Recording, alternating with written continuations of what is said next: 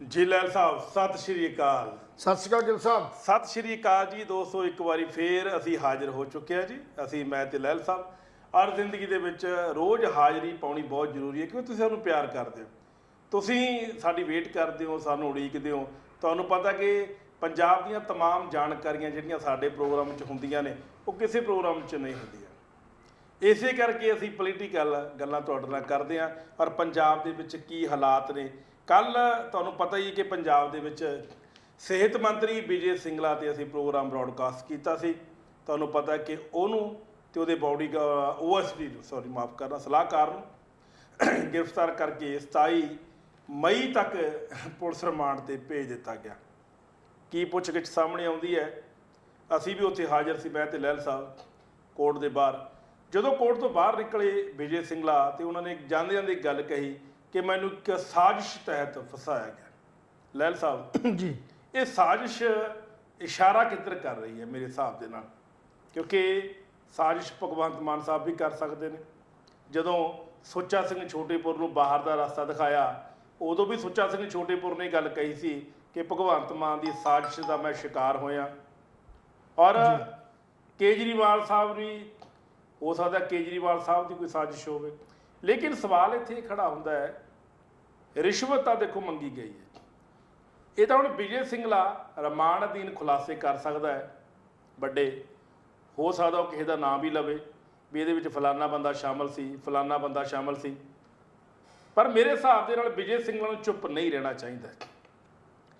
ਦੇਖੋ ਫਸ ਤਾਂ ਗਏ, ਖੁਲਾਸੀ ਹੁਣ ਹੋਣੀ ਨਹੀਂ, ਜ਼ਮਾਨਤ ਹੁੰਦੀ ਨਹੀਂ ਹੁੰਦੀ ਇਹ ਕੋਰਟ ਤੇ ਨਿਰਭਰ ਹੈ। ਲੇਕਿਨ ਵਿਜੇ ਸਿੰਗਲਾ ਨੂੰ ਸਾਰੀ ਸੱਚਾਈ ਜਿਹੜੀ ਹੈ ਮੀਡੀਆ ਅੱਗੇ ਬਿਆਨ ਕਰਨੀ ਚਾਹੀਦੀ ਹੈ, ਜਾਂ ਉਹਦੇ ਪਰਿਵਾਰਕ ਮੈਂਬਰ ਆਉਣੇ ਚਾਹੀਦੇ ਨੇ, ਕਿਉਂਕਿ ਉਹਦੇ ਘਰ ਦੇ ਬਾਹਰ ਸੁੰਨਸਰਾਂ ਹੋ ਗਈ। ਮਾਨਸਾ ਦਾ ਇੱਕ ਇੱਕ ਬਸ਼ਿੰਦਾ ਨਾਮੋਸ਼ੀ ਦੇ ਕਗਾਰ ਤੇ ਖੜ ਗਿਆ, ਸ਼ਰਮਿੰਦਾ ਹੋ ਗਿਆ।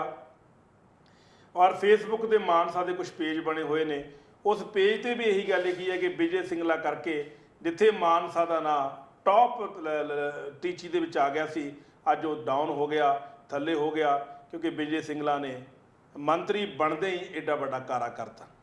ਲਹਿਰ ਸਾਹਿਬ ਆਪਾਂ ਜ਼ਿਆਦਾ ਤੁਸੀਂ ਲੰਬਾ ਨਾ ਲੈ ਕੇ ਜਾਏ ਕਿਉਂਕਿ ਮਸਲੇ ਆਪਣੇ ਕੋਲੇ ਬਹੁਤ ਨੇ। ਇਹ ਜਿਹੜੀ ਵਿਜੇ ਸਿੰਗਲਾ ਨੇ ਇਸ਼ਾਰਾ ਕੀਤਾ ਹੈ ਕਿ ਮੇਰੇ ਖਿਲਾਫ ਸਾਜ਼ਿਸ਼ ਰਚੀ ਗਈ, ਤੁਸੀਂ ਸਮਝਦੇ ਹੋ ਕਿ ਇਹ ਸਾਜ਼ਿਸ਼ ਦਾ ਹਿੱਸਾ ਹੋਇਆ ਹੈ? ਗਿੱਲ ਸਾਹਿਬ ਗੱਲ ਇਹ ਹੈ ਕਿ ਹਰ ਕਿਸੇ ਚੀਜ਼ ਦਾ ਕੋਈ ਕਾਰਨ ਬਣਦਾ ਜੀ ਜੀ।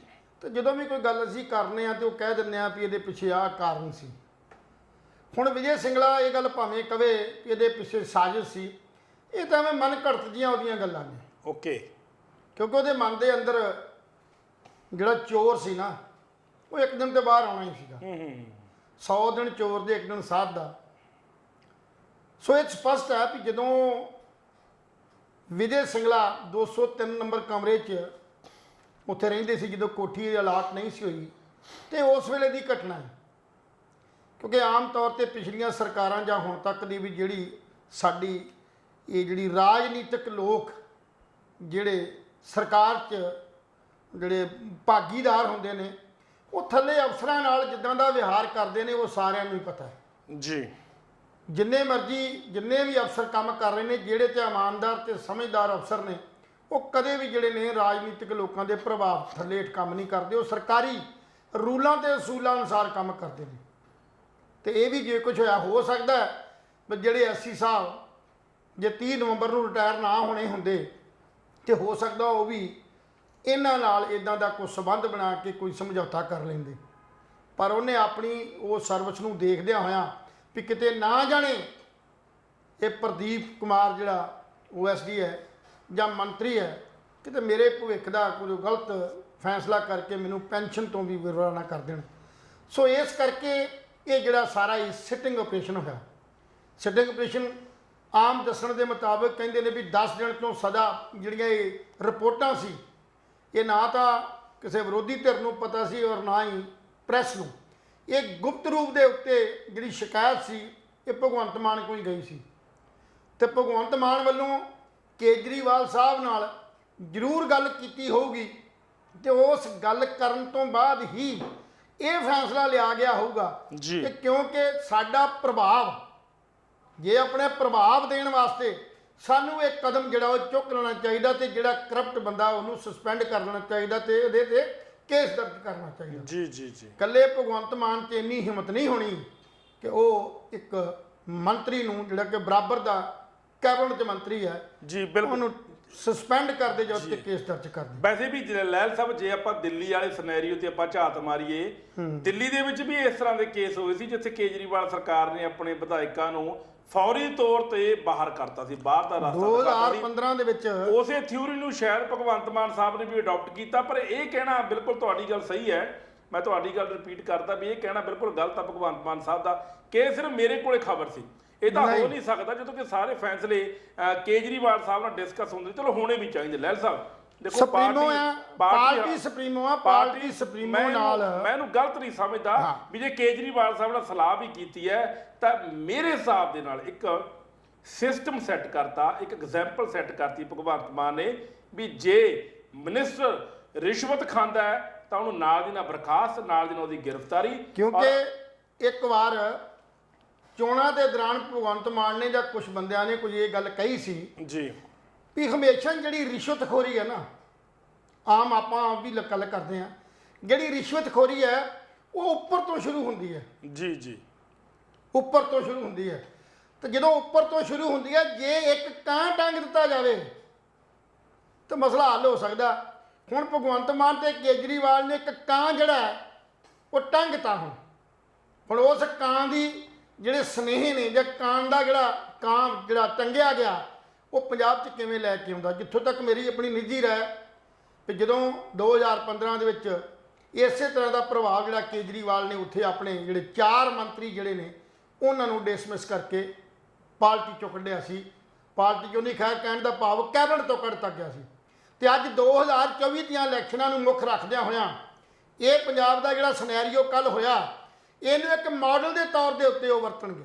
ਦੂਸਰਿਆਂ ਸੂਬਿਆਂ 'ਚ ਪ੍ਰਭਾਵ ਜਾਣ ਦੀ ਕੋਸ਼ਿਸ਼ ਹੋਊਗੀ ਵੀ ਕੇਜਰੀਵਾਲ ਔਰ ਆਮ ਆਦਮੀ ਪਾਰਟੀ ਜਿਹੜੀ ਹੈ ਭ੍ਰਿਸ਼ਟਾਚਾਰ ਦੇ ਬਿਲਕੁਲ ਖਿਲਾਫ ਹੈ। ਸੋ ਇਸੇ ਨਜ਼ਰੀਏ ਕਰਕੇ ਹੋ ਸਕਦਾ ਹੈ ਵੀ ਜੇ ਇਹ 2024 ਦੀਆਂ ਇਲੈਕਸ਼ਨਾਂ ਜਿਹਦੇ 'ਚ ਕੇਜਰੀਵਾਲ ਆਪਣੇ ਆਪ ਨੂੰ ਹੀਰੋ ਬਣਾ ਕੇ ਪੇਸ਼ ਕਰਨਾ ਚਾਹੁੰਦਾ ਹੈ, ਅਗਰ ਇਹ ਘਟਨਾ ਨੂੰ ਰੋਕ ਲਿਆ ਜਾਂਦਾ ਇਹਦਾ ਬੁਰਾ ਪ੍ਰਭਾਵ ਜਿਹੜਾ ਸੀ ਉਹ ਉਦੋਂ ਪੈਣਾ ਸੀ। ਕਿਉਂਕਿ ਇਹਨਾਂ ਨੇ ਖੁਦ ਕਿਹਾ ਕਿ ਅਸੀਂ ਜ਼ੀਰੋ ਵੀ ਟੋਲਰੇਟ ਨਹੀਂ ਕਰਾਂਗੇ ਕਿ ਕੋਈ ਵੀ ਪੈਸਾ, ਇੱਕ ਪੈਸਾ ਲਿਆ ਵੀ ਬਰਦਾਸ਼ਤ ਨਹੀਂ ਕਰਦੇ। ਬਾਕੀ ਤੁਹਾਨੂੰ ਪਤਾ ਹੈ ਸਰਕਾਰਾਂ ਦੇ ਅੰਦਰ ਬਹੁਤ ਕੁਝ ਵਾਪਰਦਾ। ਇਹ ਬਹੁਤ ਵੱਡਾ ਹਿੰਮਤ ਦਾ ਅਸੀਂ ਦਾਅ ਦਿੰਦੇ, ਇਹਦੇ 'ਚ ਕੋਈ ਸ਼ੱਕ ਨਹੀਂ ਵੀ ਐਡੀ ਵੱਡੀ ਹਿੰਮਤ ਕਰਕੇ ਇੱਕ ਕੈਬਨਿਟ ਮੰਤਰੀ ਨੂੰ ਉਹਦਾ ਜਿਹੜਾ ਸਿਟਿੰਗ ਆਪਰੇਸ਼ਨ ਕਰਕੇ ਉਸ ਬੰਦੇ ਨੂੰ ਜਿਹੜੀ ਬਣਦੀ ਸਜ਼ਾ ਜਿਹੜੀ ਆ ਉਹ ਦਿੱਤੀ ਗਈ ਹੈ। ਕੱਲ ਤੱਕ ਉਹ ਮੰਤਰੀ ਸੀ, ਕੱਲ ਤੱਕ ਉਹੀ ਸਿਕਿਉਰਿਟੀ, ਉਹ ਸਾਰਾ ਕੁਝ ਸੀ ਤੇ ਅੱਜ ਉਹੀ ਜਿਹੜਾ ਸਿਕਿਉਰਿਟੀ ਦੇ ਦੌਰਾਨ ਜੇਲ੍ਹ ਜਾਣ ਨੂੰ ਤਿਆਰ ਬੈਠਾ।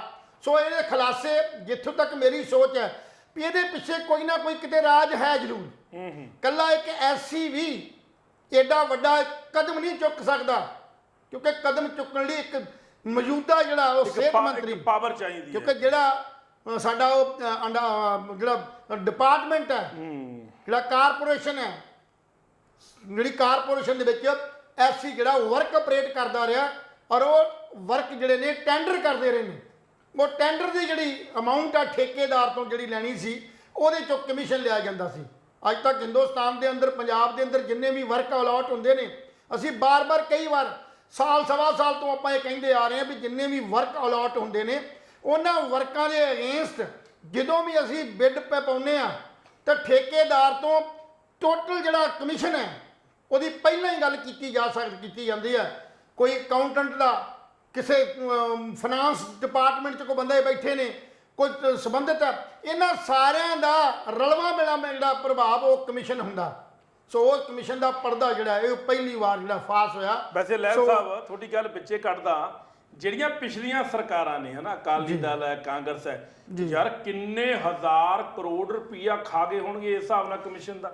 ਕੇਜਰੀਵਾਲ ਤੇ ਭਗਵੰਤ ਮਾਨ ਇਲੈਕਸ਼ਨਾਂ ਦਿਨਾਂ 'ਚ ਇਹੀ ਗੱਲ ਤਾਂ ਕਰਦੇ ਸੀ ਕਿ ਜੇ ਮੋਟਾ ਕਮਿਸ਼ਨ ਦਾ ਜੇ ਆਪਾਂ ਪੈਸਿਆਂ ਦੀ ਗੱਲ ਕਰੀਏ ਤਾਂ 33-34 ਹਜ਼ਾਰ ਕਰੋੜ ਰੁਪਈਆ ਤਾਂ ਇਹ ਕਮਿਸ਼ਨ ਖਾ ਜਾਂਦੇ ਨੇ 5 ਸਾਲ ਦੇ ਵਿੱਚ।